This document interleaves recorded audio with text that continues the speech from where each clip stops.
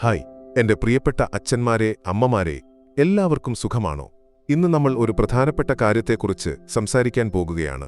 പ്രത്യേകിച്ച് നമ്മുടെ പ്രായമായവർക്ക് ശ്രദ്ധിക്കേണ്ട ഒരു ആരോഗ്യ വിഷയം.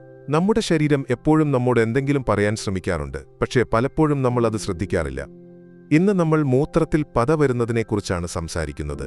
ഇത് കേൾക്കുമ്പോൾ ചിലർക്കൊരുപക്ഷേ അതിശയം തോന്നാം, പക്ഷേ ഇത് നമ്മുടെ ആരോഗ്യത്തിന്റെ ഒരു സൂചനയാണ്, പ്രത്യേകിച്ച് നമ്മുടെ വൃക്കകളെക്കുറിച്ച്. നമുക്ക് ലളിതമായി തുടങ്ങാം. മൂത്രത്തിൽ പത എന്ന് പറയുമ്പോൾ അതെന്താണ്? ചിലപ്പോൾ നമ്മൾ ടോയ്ലറ്റിൽ പോകുമ്പോൾ മൂത്രമൊഴിച്ചതിന് ശേഷം കുറച്ച് നുരയോ പതയോ കാണാറുണ്ട്. ഇതൊരു 2 സെക്കൻഡിനുള്ളിൽ പോകുന്നതാണെങ്കിൽ പേടിക്കേണ്ട കാര്യമില്ല.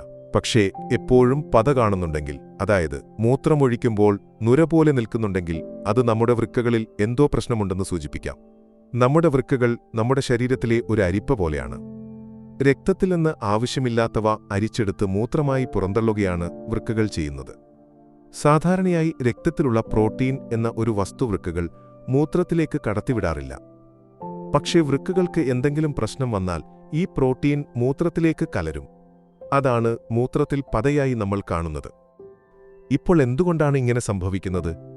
ഒന്നാമതായി, ചിലപ്പോൾ നമ്മൾ വെള്ളം കുറച്ച് കുടിക്കുന്നതുകൊണ്ട് ശരീരത്തിന് വേണ്ടത്ര ജലാംശം കിട്ടാതെ വരാം. ഇത് മൂത്രത്തെ കുറച്ച് കട്ടിയാക്കി പത വരാൻ കാരണമാകും. അതുകൊണ്ട് എപ്പോഴും ധാരാളം വെള്ളം കുടിക്കാൻ ശ്രദ്ധിക്കണം. ഒരു ദിവസം നിന്റെ ശരീരഭാരം 25 കിലോയ്ക്ക് 1 ലിറ്റർ വെള്ളം എന്ന കണക്കിൽ കുടിച്ചാൽ നല്ലതാണ്. മറ്റൊരു കാരണം മൂത്രാശയത്തിൽ പഴുപ്പ് വരുന്നതാണ്. ഇതിന് ചിലപ്പോൾ മൂത്രമൊഴിക്കുമ്പോൾ നീറ്റലോ വയറിന് ചെറിയ വേദനയോ മൂത്രത്തിന് ദുർഗന്ധമോ ഉണ്ടാകാം. ഇങ്ങനെ തോന്നിയാൽ ഒരു ഡോക്ടറെ കാണുന്നത് നല്ലതാണ്. ചിലപ്പോൾ വൃക്കയിൽ കല്ലുണ്ടാകുന്നതും അല്ലെങ്കിൽ വൈറൽ പനി പോലുള്ള അണുബാധകളും ഇതിന് കാരണമാകാം. ഇനി ചിലർ വേദനയ്ക്ക് സ്ഥിരമായി മരുന്നുകൾ കഴിക്കുന്നവരുണ്ട്. ഇത് വൃക്കകൾക്ക് ബുദ്ധിമുട്ടുണ്ടാക്കും. അതുപോലെ ഒരുപാട് ടെൻഷനോ സമ്മർദ്ദമോ ഉള്ളവർക്കും ചിലപ്പോൾ മൂത്രത്തിൽ പത കാണാം. അപ്പോൾ നമ്മുടെ മനസ്സിനെ ശാന്തമാക്കാൻ ശ്രമിക്കുക. ഒരു ചെറിയ നടത്തമോ ശ്വാസോച്ഛ്വാസ വ്യായാമമോ ചെയ്യുന്നത് ശരീരത്തിനും മനസ്സിനും നല്ലതാണ്. ഇപ്പോൾ ഇങ്ങനെ മൂത്രത്തിൽ പത കാണുന്നുണ്ടെങ്കിൽ എന്താണ് ചെയ്യേണ്ടത്? ആദ്യം പേടിക്കേണ്ട. 1-2 ദിവസം മാത്രമാണ് ഇങ്ങനെ കാണുന്നതെങ്കിൽ ചിലപ്പോൾ വെള്ളം കുറച്ച് കുടിച്ചതോ ഒരു ചെറിയ അണുബാധയോ ആകാം. പക്ഷേ എപ്പോഴും ഇങ്ങനെ കാണുന്നുണ്ടെങ്കിൽ ഒരു ഡോക്ടറെ കാണണം. അവർ ഒരു ലളിതമായ മൂത്ര പരിശോധന നിർദ്ദേശിക്കും. ഈ പരിശോധനയിൽ മൂത്രത്തിൽ പ്രോട്ടീൻ ഉണ്ടോ എന്ന് തിരിച്ചറിയാം. ഇനി ചില ലക്ഷണങ്ങൾ ശ്രദ്ധിക്കേണ്ടതാണ്.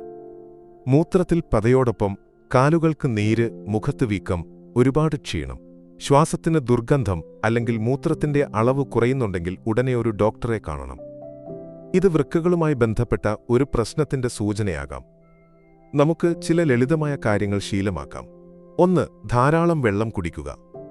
2. ഉപ്പ് കുറച്ച് കഴിക്കുക, കാരണം ഉപ്പ് കൂടുതൽ കഴിച്ചാൽ വൃക്കകൾക്ക് ബുദ്ധിമുട്ടാകും. 3. കൃത്യമായി ഉറങ്ങുക, ഒരു ചെറിയ നടത്തം പോലുള്ള വ്യായാമം ചെയ്യുക. പുകവലിയോ മദ്യപാനമോ ഉണ്ടെങ്കിൽ അത് കുറയ്ക്കാൻ ശ്രമിക്കുക.